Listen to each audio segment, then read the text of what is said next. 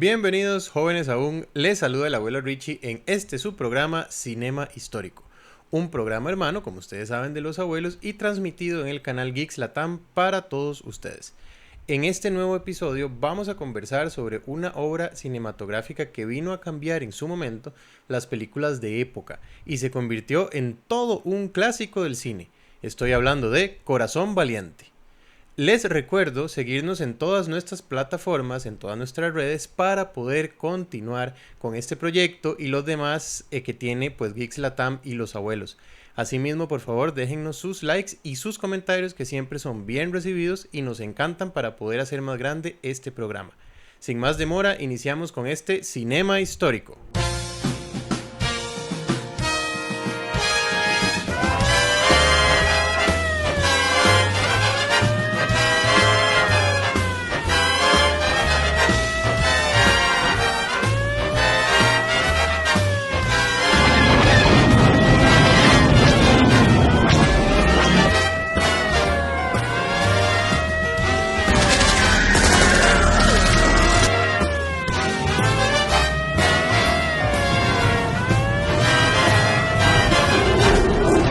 Bienvenidos jóvenes aún.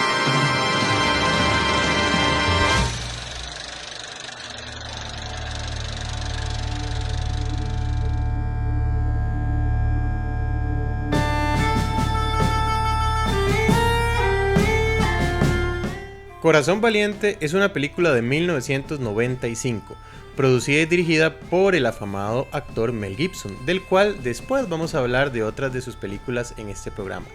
Cuando se estrenó fue promocionada como una película histórica, como una película basada completamente en la historia. Más bien debieron haber dicho en su momento que era inspirada en hechos históricos, porque está muy alejada de la realidad histórica de lo que sucedió. Esto porque tiene un montón de errores de ambientación históricos que después vamos a hablar y hoy vamos a revisar algunos de ellos para que ustedes después en los comentarios nos cuenten si encuentran algún otro error. Aún así, esta película logró hacerse con 5 premios Oscar, a la mejor película, mejor director, mejor fotografía, mejor edición, mejor sonido, mejor maquillaje. También ganó un Globo de Oro a mejor director y 3 premios BAFTA, a mejor cinematografía, sonido y vestuario. Vestuario, no sé por qué, porque era un error evidente de vestuario, pero bueno, ya ahorita lo vamos a ver. Todos estos premios y la brillante puesta en escena de más de 3 horas que dura la película no la alejan de los errores históricos que tiene y los cuales vamos a pasar a revisar. Lo primero es que debemos ambientarnos en la época en que se nos presenta Corazón Valiente. Entonces nos vamos a ubicar en la segunda mitad del siglo XIII y los primeros años del siglo XIV, en el conflicto que se dio con la invasión de Inglaterra a Escocia por parte de Eduardo I. Que Escocia había quedado sin su rey, que era Alejandro III de Escocia, y el rey de Inglaterra, Eduardo I, aprovechó para realizar una invasión y conquistar el territorio escocés. En ese momento es donde aparece William Wallace.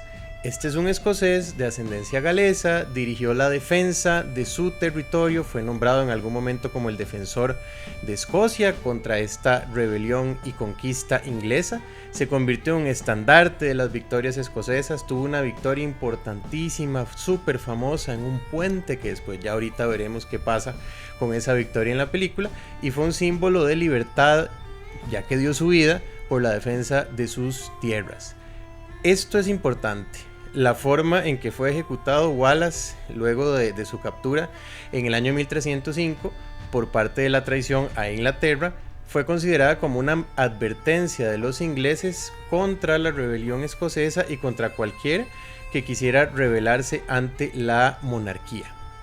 ¿Cómo lo ejecutaron? Pasemos a ver esta brutalidad. Primero lo desnudaron, lo ataron a un caballo y lo arrastraron por todo Londres. Este era un método normal, era lo que se hacía cuando se iba a ejecutar a alguien que había sido condenado por alta traición.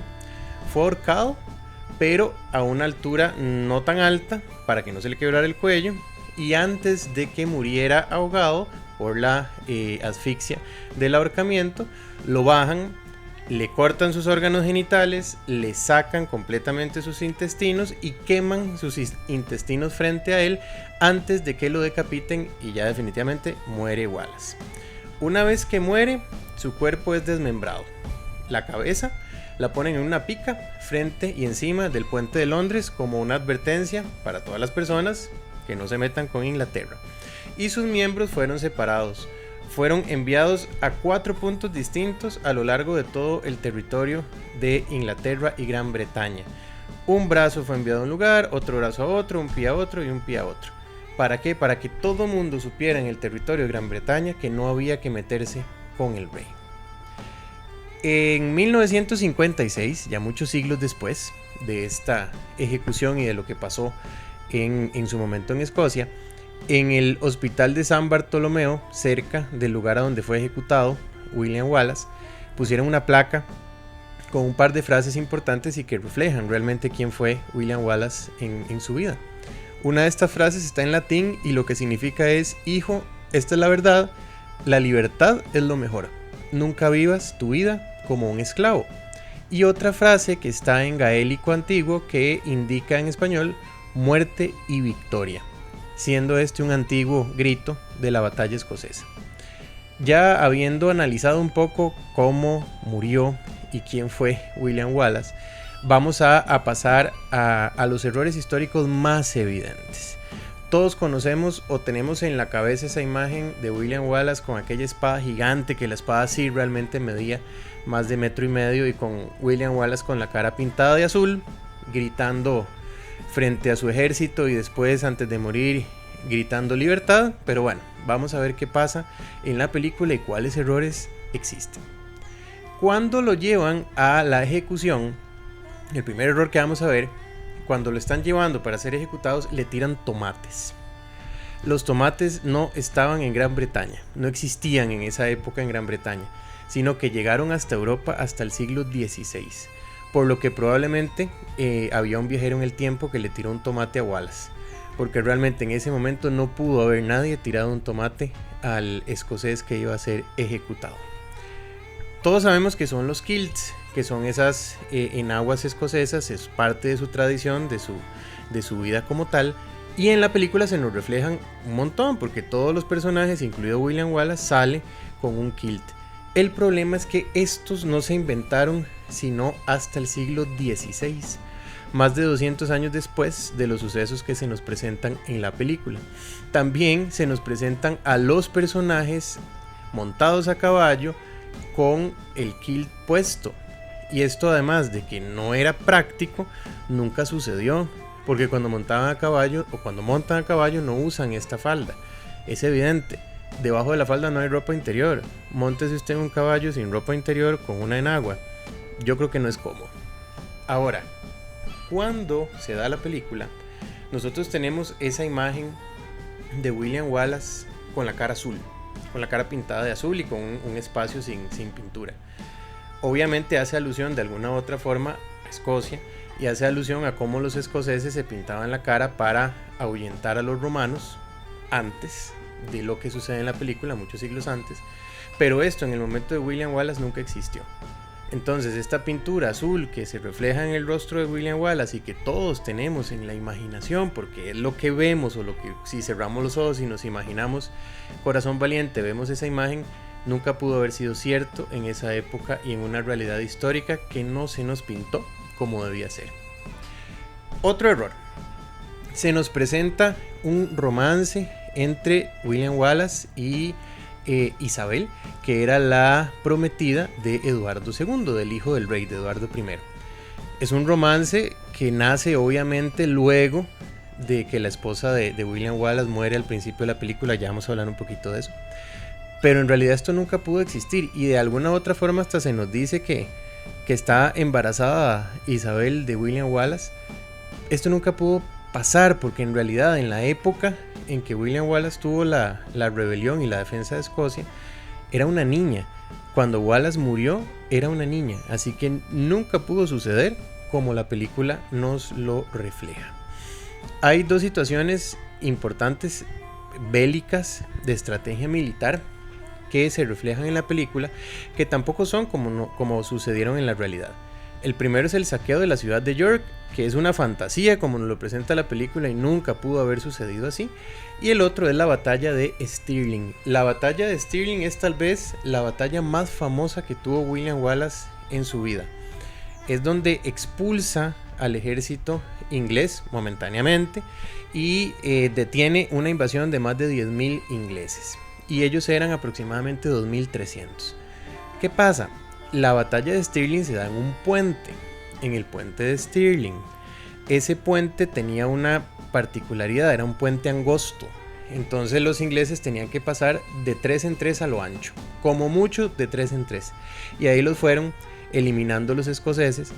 Casi que eliminaron la mitad del ejército que intentaba pasar por el puente. Después los que quedaron pasaron el puente y el ejército escocés los mató a todos. ¿Qué pasa?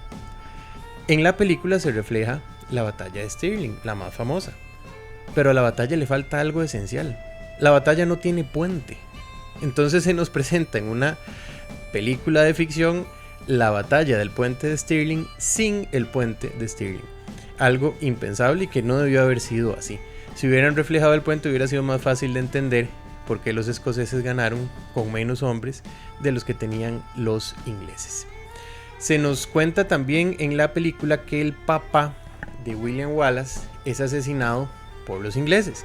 Y además se nos presenta la familia de William Wallace desde su niñez como una familia humilde, como una familia que no tenía recursos, que él más bien fue ascendiendo. Y esto no es cierto por ningún lado. William Wallace era parte de los terratenientes de su momento, de su época. Y el papá de William Wallace posiblemente estaba vivo durante la rebelión que tuvo su hijo y durante la defensa que éste le dio al territorio escocés. Entonces tampoco es cierto que ese origen y la muerte de su padre hayan sido de la forma en que se nos refleja la película. Hay una particularidad. En la cinta, en Corazón Valiente, se nos presenta el matrimonio de William Wallace con Marian Braidwood. Lo primero es que le cambian el nombre. No le ponen Marian, sino que le ponen Murron, para no confundirla con la Marian de Robin Hood. Entonces, de ahí empezamos mal. En realidad ella nunca fue asesinada por el sheriff inglés. Tampoco la boda fue en secreto. La boda fue en secreto porque se dice o se deja entrever que si ellos se casaban bien, con el permiso de los ingleses, se iba a aplicar una ley que se llamaba el ius prima noctis.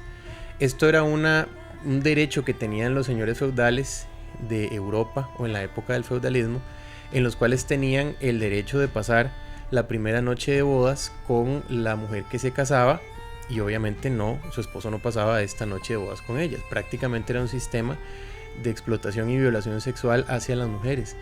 El tema es que esto no sucedió en Gran Bretaña. En la época en que se nos presenta la película y en la época de William Wallace, esto no sucedía, no existía ese derecho de ius prima noctis.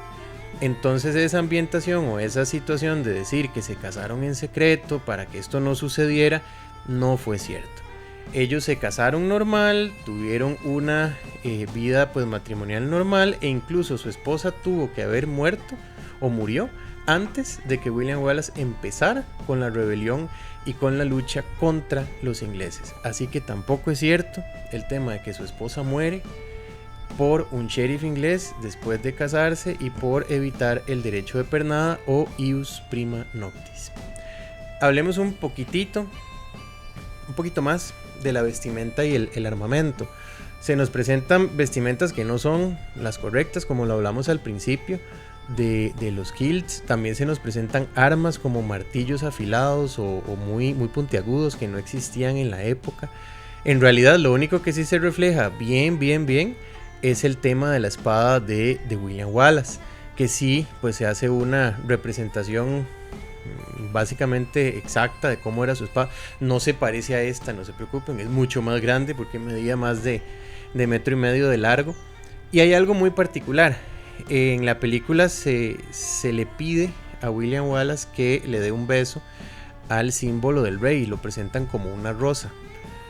Esto no es cierto. Eduardo I no tenía como símbolo de su reinado una rosa. Esto pasa muchísimo tiempo después en Inglaterra, con otra dinastía de otros reyes, con otra monarquía que nada tiene que ver con la de Eduardo I, ya que Eduardo I utilizaba como emblema la flor de lis, que era lo normal en la época y no solo utilizada por reyes ingleses, sino también por reyes franceses.